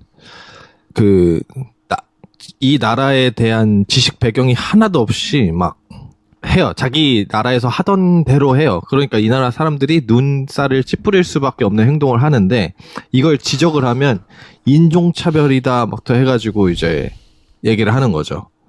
네, 어떤 인종인지는 말하지 않겠습니다. 저도 인종차별주의자가 될 수 있기 때문에. 이런 것처럼 내가 말을 못해요. 이 사회적 인종차별이라는 것에 대한 힘이 너무 강하니까. 그래서 그 사람한테도 옆에 계신 분들이 말을 못한 이유도 그런 부분일 거예요. 회사에서 수면실을 허락했는데 왜 나한테 이거 인권 침해다라고 얘기하면, 그러니까 이게 똑같아. 인권도 이게 인권을 줄 만한 사람한테 줘야지. 저는 그렇게 생각합니다. 저는 이렇게 생각합니다. 인종차별 그거에 대한 이 도움을 받는 사람도 어느 정도 이 서로 존중이 있어야지 사람한테 존중을 해주지. 라고 생각을 합니다. 아슬아슬하죠? 아슬아슬합니다. 아슬아슬해. 근데 저는 그렇게 생각합니다. 그냥 살면서 느낀 거예요. 네, 느낀 점을 얘기하고 있는 겁니다. 네. 그러니까 얼마나 시달렸으면 이렇게 얘기를 하겠습니까, 그렇죠? 네. 제가 이게 그래요. 더 얘기하면 큰일 날 수도 있을 것 같아서. 아니에요. 만약에 형 생각에 토달고 네. 뭐라 한다? 그러면은 그 사람들은 그 한국인 인종차별한 거예요. 한국인이라 이런 말 했다고 욕먹이는 거기 때문에 그래요. 당당하세요. 저는 진짜 당당하게 얘기하거든요. 여기서 만난 친구들이랑 이제 되게 많은 인종 친구들이 있어요. 얘기를 하면 내가 영국에 2년 사는 동안 개인적인 경험담입니다. 영국에 2년 사는 동안 인종차별을 안 당한 건 아니다. 근데 영국 사람한테 당한 적은 한 번도 없다. 대부분 아랍 아니면은 파키스탄 이런 쪽 분들한테 당하지. 영국 사람들한테 당한 적이 한 번도 없어요. 이제 아프리카 계열 분들한테 많이 당하고 시비 많이 걸리고 하는데 없어요. 그럼 진짜 어이없긴 하겠네요. 내 그냥 경험이니까 내 데이터니까 다를 수는 있겠지만 아무튼 그렇게 느꼈고, 그리고 인종차별을 당했다고 하는 사람들도 다 인종차별했던 인종분들이 있었어요. 그냥 거긴 서로 하는구나, 그냥. 그러니까 나도 받고 나도 하고 이렇게. 그렇게 느끼는 것 같고. 문제가 많구만. 물론 그러니까. 한국에도 인종차별이 굉장히 많다라고 하는데, 아무튼 제가 이제 살면서 느낀 거는 백인 우월주의가 전혀 아닙니다. 저는 서양 문화를 굉장히 좋아하지 않고, 그래서 한국으로 돌아가려고 하는 사람 중에 한 명이지만, 그치만 백인들한테 인종차별을 당해본 적이 한 번도 없습니다. 너무 다 젠틀맨이에요. 어쩔 수가 없잖아. 내가 살면서 만나본 사람들의 데이터니까. 그래서 제가 얘기하는 거는 본인이 외국에 가면 국가대표로 살라는 게 이거예요. 그냥 당연한 거예요. 내 데이터 안에서 사람들을 해석하기 때문에 나는 백인에 대한 좋은 이미지를 가지고 있는 거고. 네. 네. 그래서 국가대표로서 살아가야 됩니다. 이걸 듣는 구독자님들이 아주 다양한 나라에 계실 텐데 뭐 제 구독자님들은 안 그럴 거라고 생각합니다. 그쵸. 네. 참 고생이 많으셨군요. 뭐 큰 그런 건 아니에요. 네. 근데 이제 아시아 사람들이 체구가 작고 하다 보니까 좀 영국에서는 거의 아시아 사람들이 가장 낮은 위치? 백인, 그리고 이제 흑인, 그 다음에 이제 아시아 계열이기 때문에 아시아가 가장 낮은 위치에 있어서 이제 약육강식으로 쳤을 때. 예.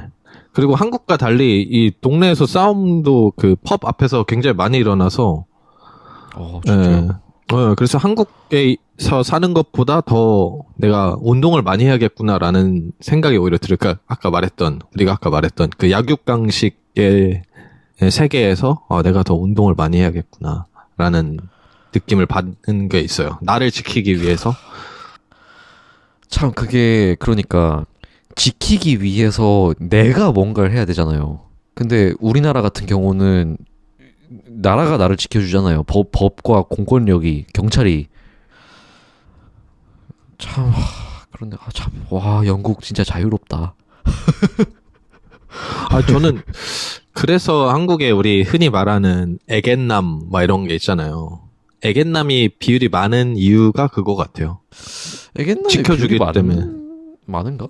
그러니까 우리가 얘기하는 내가 얘기하는 애견남은 이제 영국에서 완전 그 마초 느낌의 거의 대부분 남자가 거의 마초거든요. 그리고 우리나라에서 말하는 애견남인 성향이신 분들은 거의 대부분 이제 저기 LGBTQ 레인보우 쪽으로 많이 빠지세요. 그래서 이제 뭐 무슨 말이에요? 영국에서.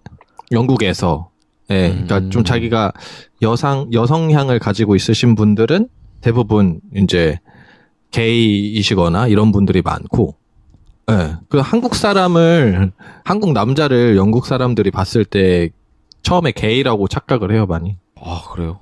예, 막 립밤 바르면 여기 게이라고 그러고, 선크림 바르면 게이라고 그러고, 완전 막 상남자 막 이런 게 있어가지고. 근데 한국은 그런 것들이 제가 봤을 땐 지켜지기 때문에 굳이 내가 복싱장에 가서 연습을 하지 않아도 되고. 그죠? 내가 하고 싶은 거에 더 몰두를 할 수 있는 거죠. 막 내 안전이 지켜지니까. 그러니까 오히려 더 이 남성성 이런 게 더 많이 사그라지는 게 아닌가? 사회적 현상으로 봤을 때. 일리가 있는 것 같기도 해요. 그러니까 꼭 남성성을 그렇게 막 키울 필요는 없는 거죠. 네, 그렇죠. 그게 생존에 유리하지 않아. 네. 뭐 유리할 수도 있는데 그러니까 진짜 없으면 안 될 정도는 아닌 거죠. 그러니까 선택의 자유가 있는 거네요. 그렇죠. 또 이것도 이제 연애 쪽으로 가면은 여성분들도 여기서는 어떤 일이 일어날지 모르니까 날 지켜줄 만한 남자를 더 찾게 되니까 그 수요가 높아질 거 아니에요. 근데 한국은 필요가 없어. 그냥 112 버튼 누르면 되잖아요. 그리고 그런 일도 잘 안 일어날 뿐더러. 그래서 한국 여성분들 중에 좀 요즘 흔히 말하는 잘생긴 너드남 뭐 이런 사람을 이상형으로 뽑잖아요. 그러니까 그 사람들이 뭐 싸움을 잘하는 이런 사람들이 아닌 거니까 그냥 그런 사람들의 수요가 높다는 것 자체가 안전하기 때문에 그런 게 아닐까 싶어요. 그렇네. 좀 일리가 있는 것 같습니다. 좀 오랜만에 시원하게 얘기한 것 같아서 좀 마음은 이게 편안해요. 잘하셨어요. 누군가 상처를 안 받으셨으면 좋겠어요. 상처 받았다면 본인의 잘못입니다. 본인이 표현에 자유가 있습니다. 본인이 잘 살았으면 이 말에 찔리지 않습니다. 동의하면서 끄덕였을 거예요. 저랑 똑같이. 그래요. 표현의 자유가 있죠. 표현의 자유가 있어요. 좋습니다. 뭐 이 정도면 많이 얘기를 한 것 같은데 혹시 또 놓친 거 아쉬운 거 이제 없나요? 뭐 좀 포장 안 해주시고 끝나나요? 뭘 포장. 그래요? 예. 포장할 게 뭐 있어요. 저는 그렇죠. 이게 좀 제가 납득을 다 해서 그런가. 저는 아주 개운하거든요. 깔끔하거든요. 그래요. 예. 시원했습니다. 저도 너무 개운합니다, 지금.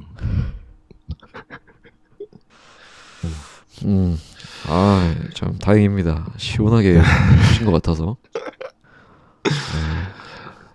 또 맞습니다. 업로드가 되는 거는 7월 달일 텐데. 예. 또 9월에 한국 들어오시잖아요. 네. 네, 또 한국에서 또 자유의 억압을 또 한껏 느끼시길. 네. 근데 저는 솔직히 말해서 방글라데시 있을 때 행복했던 이유 중 하나가 억압이 많았어가지고. 근데 저는 제 라이프 스타일이 많은 자유가 필요하지 않은 라이프 스타일이었어요. 술 마시는 거 좋아하지 않아서 술 못 먹게 하는 것도 그게 별로 없고, 밤 문화를 좋아하지도 않아서 그냥 밤에 집에 있을 수 있어서 오히려 좋았고, 막 친구들이 밤늦게 막 날 부르지 않으니까 오히려 좋았고. 그냥 이제 그게 맞았던 거죠. 그게 잘 맞은 거. 네, 그쵸. 그래서 저는 개인적으로 좀 맞았다. 그 성향이. 남들은 불편하다고 생각하는 것들이.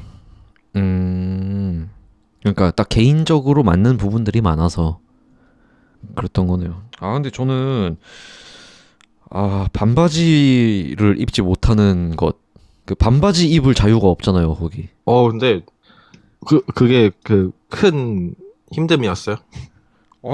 전 힘들었어요. 반바지 시원하잖아요. 시원하죠. 예, 근데 거기 날씨는 덥고. 그래서 반바지 너무 입고 싶었는데 못 입어서 좀 그게 힘들었고. 그리고 또 돼지고기 먹을 자유도 사실상 없잖아요. 그것도 힘들었고. 저는 막 그런 것도.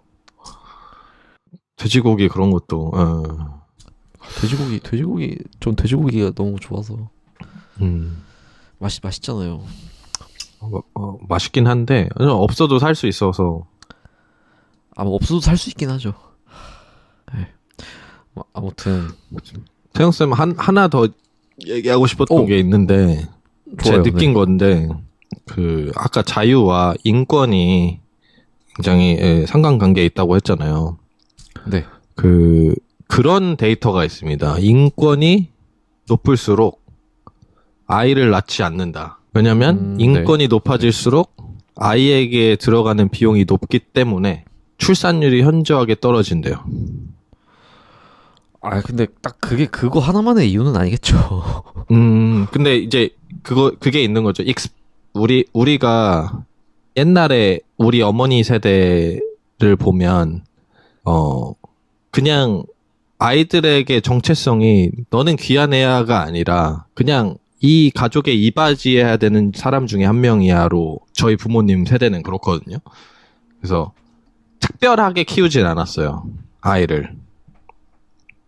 그리고 지금 부모가 돼서도 자기의 인생보다는 나는 누구의 부모야 라고 살아가시는 분들이 많고. 네. 근데 우리 세대부터는 이게 바뀐 거죠. 하나 낳고 둘 낳고 잘 살자 이런 캠페인 그것 때문에. 그러면서 이제 이 인권이라는 게, 저희 아버지 세대만 해도 유니세프에서 빵을 받아 드셨대요.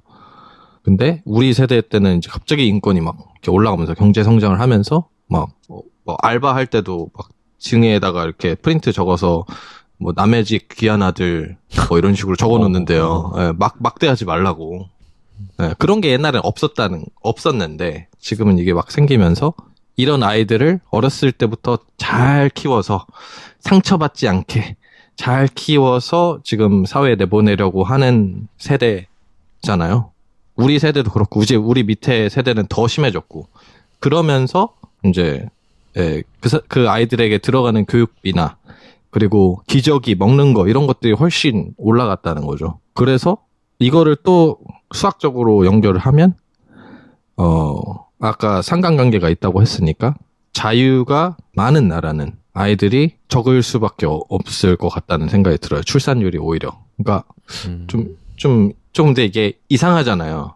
아이러닉한 느낌이 들잖아요. 자유가 많으면 더 살기 좋아서 아이들을 많이 낳을 것 같은데 자유가 많아질수록 오히려 조금 나니까. 그 말은 마냥 많이 낳는 게 정답은 아닐 수도 있다는 말 아닐까요?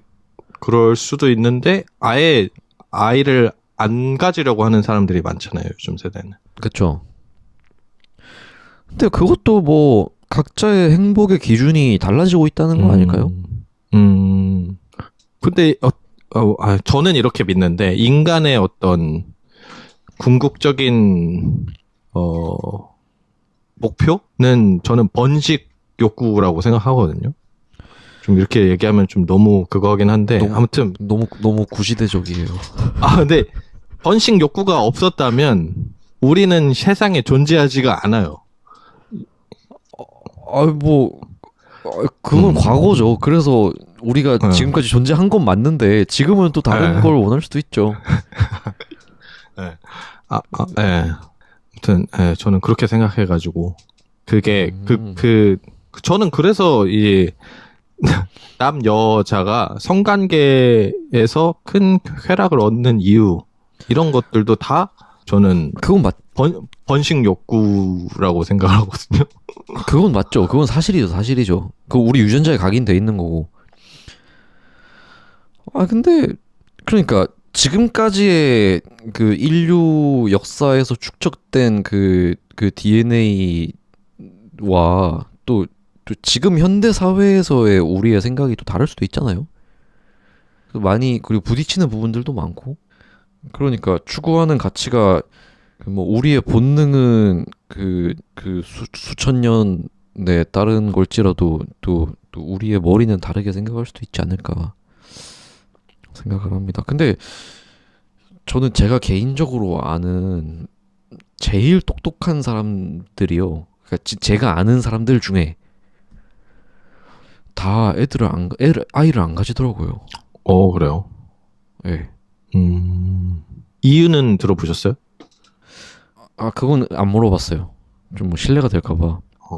혹시 막 못 가지시는 걸 수도 있잖아요. 아니에요. 아니에요. 결혼하기 전부터 그렇게 약속을 하고 결혼을 했다. 이런 얘기도 들었고. 그냥 원하지 않는다고 그러더라고요.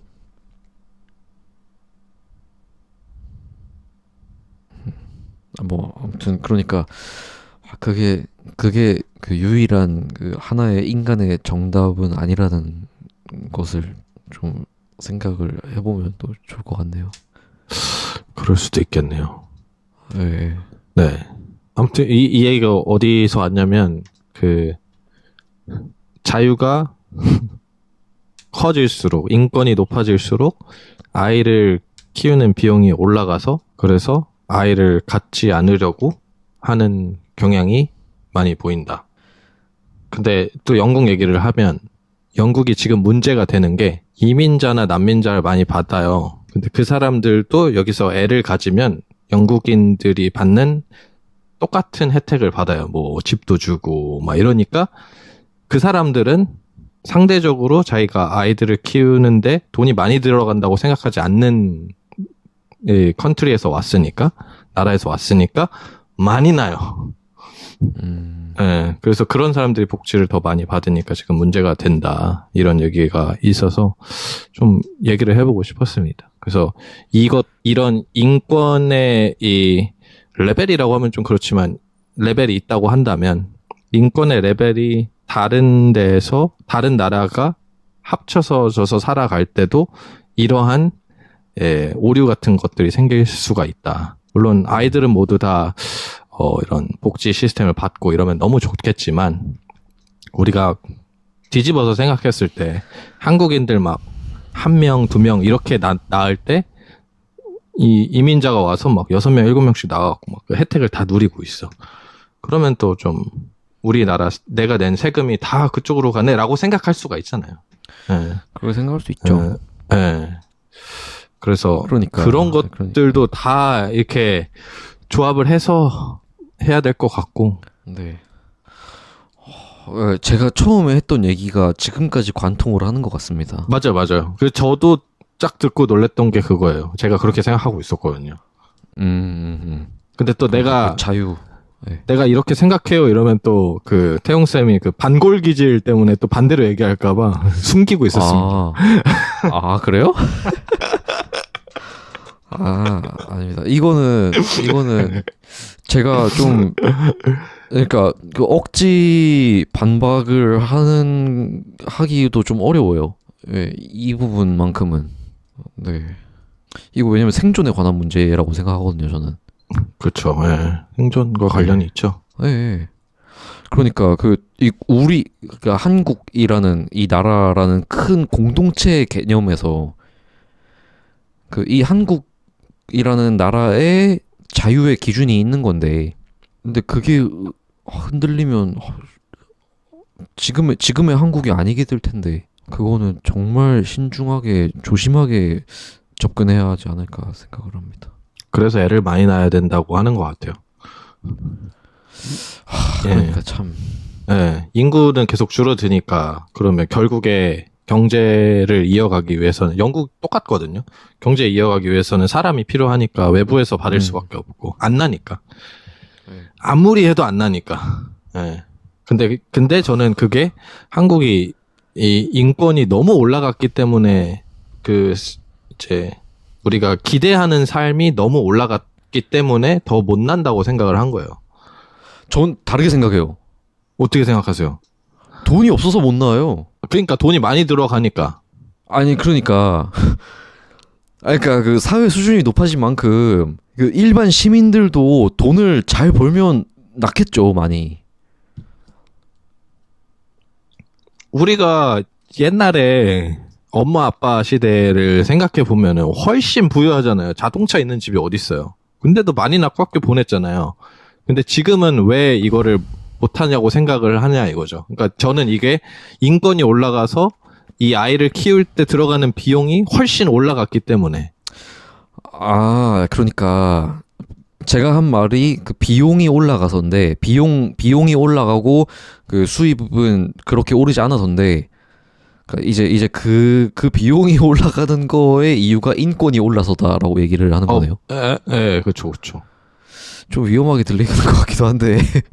그래요? 근데 이런 데이터가 있대요.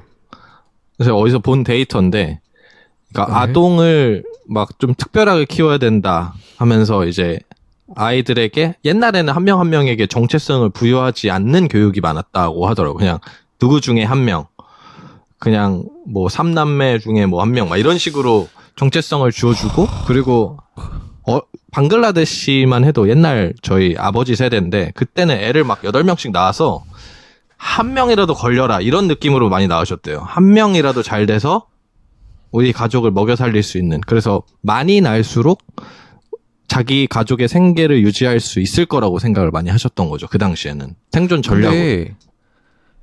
근데 그 연구 결과라는 게 우리나라에서 나온 거예요? 제가 듣기로는 우리나라 결과라고 들었었거든요.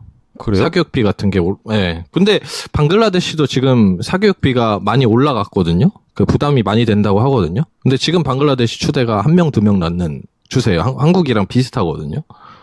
그리고 당연히, 수입이 적은 사람보다 많은 사람이 덜 낳고, 그리고 교육비에도 훨씬 더 많이 투자를 하고. 근데 수익이 적은 사람들은 지금도 방글라데시 시골에 막 많이 낳으시니까. 많이 낳아. 근데 그만큼 많이 들지가 않아요. 아이를 키우는데. 많이 낳긴 하는데. 그분들은. 그러니까 스탠다드 셋업을 같은 나라 사람이지만 다르게 하는 거죠. 근데 그게 단순히 인권에 상관관계가 있는 건지는 잘 모르겠거든요. 그냥 경제 구조, 사회 구조가 바뀌어서 그런 거 아닌가? 아니 근데 우리가 이렇게 생각할 수 있잖아요. 막 지금 만약에 내가 한 뭐 월 300을 벌어. 근데 애를 가지면 안 될 것 같은 이유가 애 학교 다니면서 뭐 기저귀값 막 이런 것도 뭐 생각을 하겠지만 우리가 이 적정성을 기준을 잡는 게 옛날보다 훨씬 기준치가 올라갔잖아요. 뭐 얘는 뭐 태권도도 보내고 싶고 뭐 어디도 하고 싶고 하다 보니까 돈이 계속 늘어나잖아요. 근데 그걸 왜 시키냐 이거죠. 그게 이제 아이의 인권을 위해.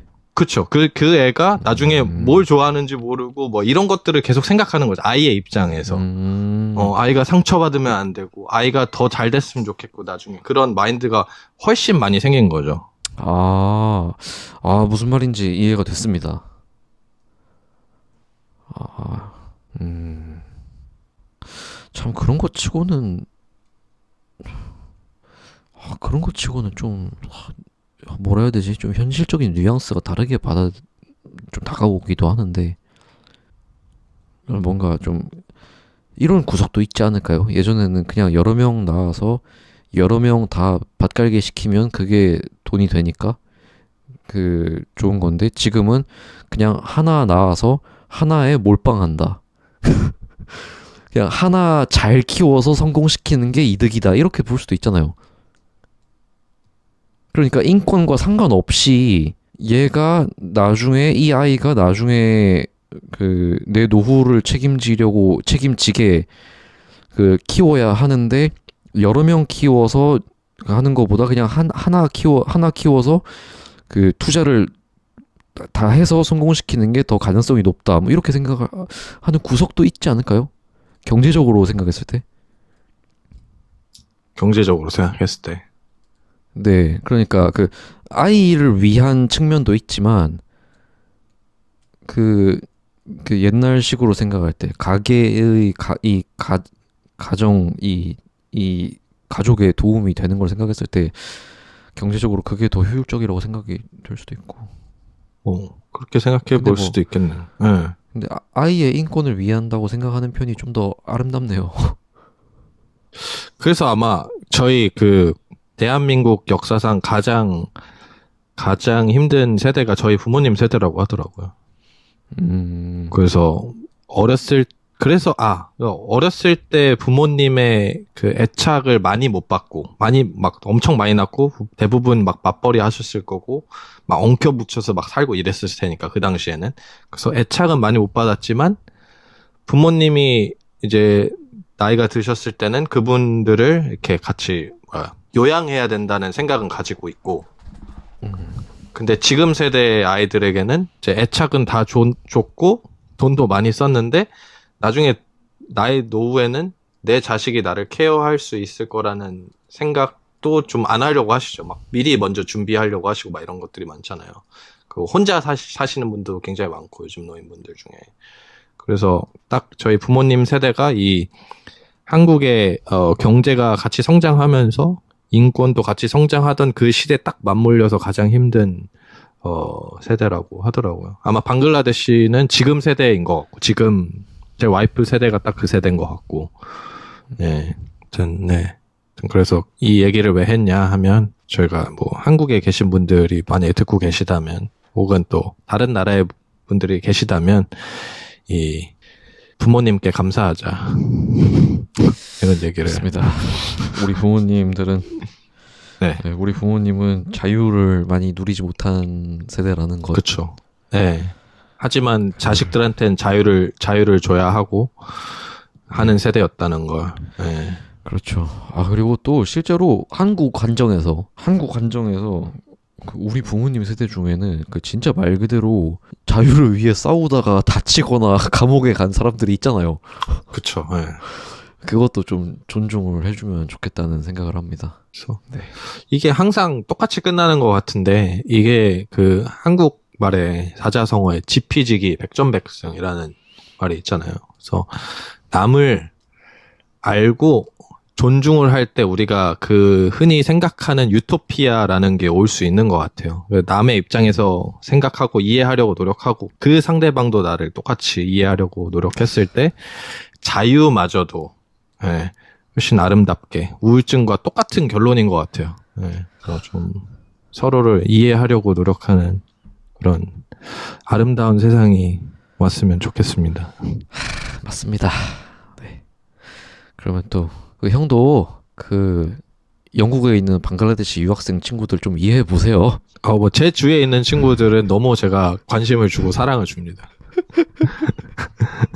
네, 그리고 아랍 파키스탄 친구들도 좀 이해를 해 보세요. 저는 저는 근데 그 인종차별에 굉장히 많이 방글라데시 살 때도 많이 당했었고 그냥 그대로 인사해줘요. 니아오 하면 니아오라고 인사해주고 뭐 찡쨍쫑 하면 같이 찡쨍쫑 해주고 그래요. 어떤 싸움을 해오신 건지 참. 그거에 대해서는 괜찮은데 아무튼 그냥 저 데이터 상에선 그렇다. 좋습니다. 그래요. 예. 그러면 이번 시간은 이쯤에서 마무리를 해보도록 하지요. 좋습니다. 네, 그러면 지금까지 오늘은 한 2시간 좀 안 되게 얘기를 했는데 이번에도 너무 재미있게 대화를 나눠주셔서 감사드리고요.